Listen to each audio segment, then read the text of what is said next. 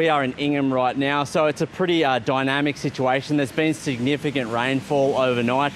The Bruce Highway just north of Ingham was cut for a number of hours, but has since just reopened, but that's to single lane traffic. So people are being asked to really monitor the conditions of the roads before they head out.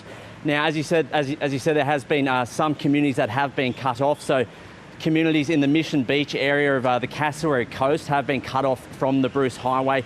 Several local roads there have been flooded, so they're fairly effectively stuck there for the moment. Now, there has been some pretty incredible totals that have been recorded. I might just read those out to you. So in the 7 days to 9 a.m. this morning, significant falls across the northwest and the north. At Cloncurry received around 413 millimetres of rain. Now, that's just shy of their annual average of 500 millimetres, so very significant there. Julia Creek, 425, Normanton Airport, 417. Now, Bingil Bay in Mission Beach, which I was just talking about, that received 730 millimetres of rain in the last 7 days. Now, it's important to note that around half of that rainfall actually happened in the last 24 hours, so very significant falls there.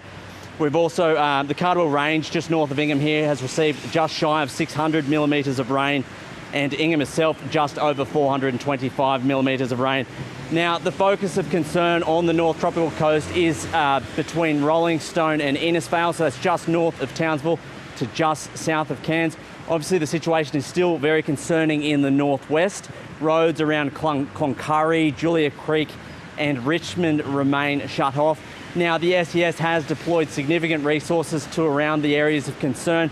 There's 12 flood boat operators here in Ingham and Halifax that are waiting until, in the event that the flooding does get worse.